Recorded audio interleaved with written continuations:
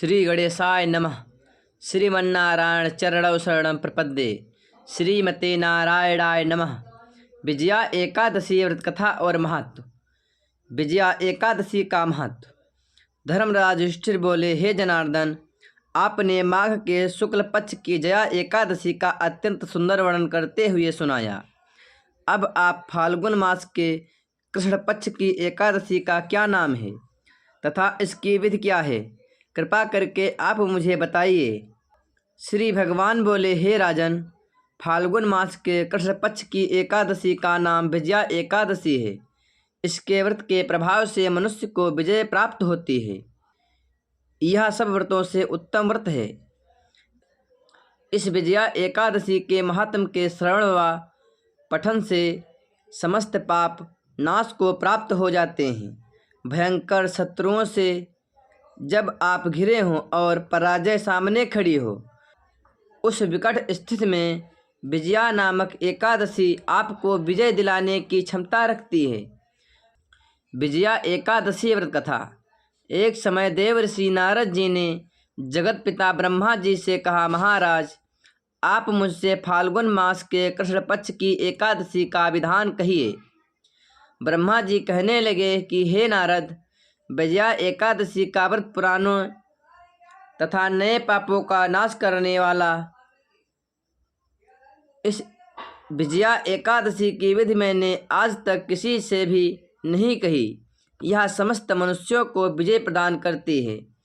त्रेता युग में मर्यादा पुरुषोत्तम श्री रामचंद्र जी, जो विष्णु जी के वंशावतार थे, जब उनको 14 वर्ष का वनवास हो गया, तब वे श्री लक्ष्मण तथा सीता जी सहित पंचवटी में निवास करने लगे।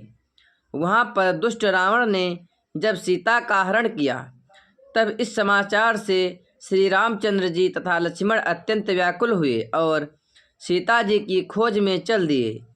घूमते घूमते जब वे मरणासन्न जटायु के पास पहुँचे, तो जटायु उन्हें सीता जी का वृत्तांत सुनाकर स्वर्गलोक चला गया। कुछ आगे जाकर उनकी सुग्रीव से मित्रता हुई और बाली का वध किया। हनुमान जी ने लंका में जाकर सीता जी का पता लगाया और उनसे श्री रामचंद्र जी और सुग्रीव की मित्रता का वर्णन किया।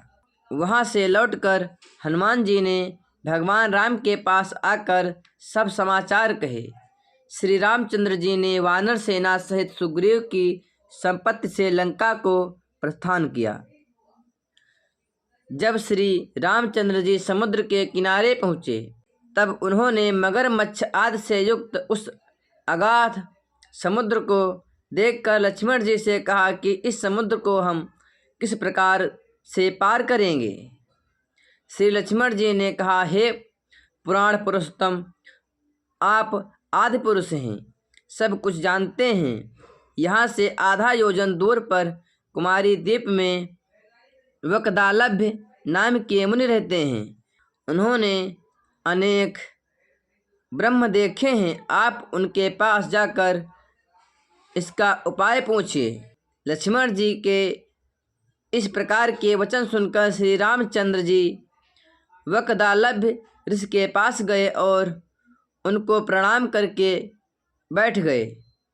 मुनि ने भी उनको मनुष्य रूप धारण किए हुए पुराण पुरुषोत्तम समझकर उनसे पूछा कि हे राम, आपका आना कैसे हुआ। रामचंद्र जी कहने लगे कि हे ऋषि, मैं अपनी सेना सहित यहाँ आया हूँ और राक्षसों को जीतने के लिए लंका जा रहा हूँ। आप कृपा करके समुद्र पार करने का कोई उपाय बतलाइए। मैं इसी कारण आपके पास आया हूँ। वकदालभ्य ऋषि बोले कि हे राम, फाल्गुन मास के कृष्ण पक्ष की एकादशी का उत्तम व्रत करने से निश्चय ही आपकी विजय होगी। साथ ही आप समुद्र भी अवश्य पार कर लेंगे। इस व्रत की विधि यह है कि दशमी के दिन स्वर्ण, चांदी, तांबा या मिट्टी का एक घड़ा बनाएं।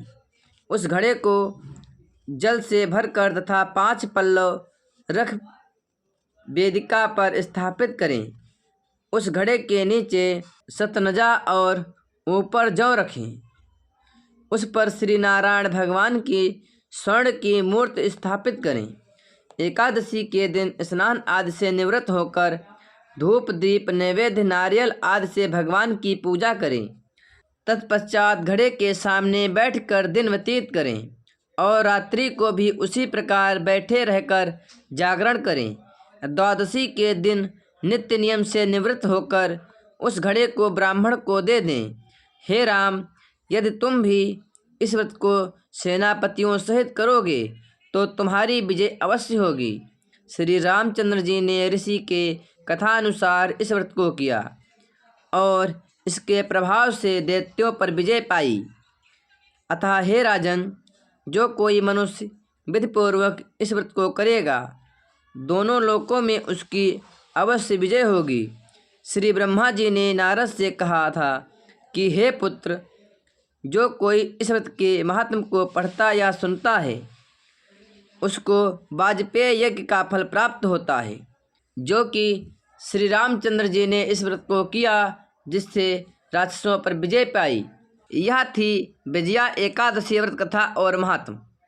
आप लोगों को कैसी लगी कमेंट के माध्यम से हमें ज़रूर बताएं और यदि चैनल पर नए हैं तो चैनल को सब्सक्राइब कर वीडियो को लाइक करना ना भूलें और वीडियो को ज़्यादा से ज़्यादा शेयर करें, जिससे इस प्रकार की जानकारी और भी लोगों तक पहुंचती रहे। इस चैनल में सभी हिंदू धर्म से जुड़ी पौराणिक कथा, व्रत त्यौहार की जानकारी एवं कथाएँ प्रदान कराई जाती हैं।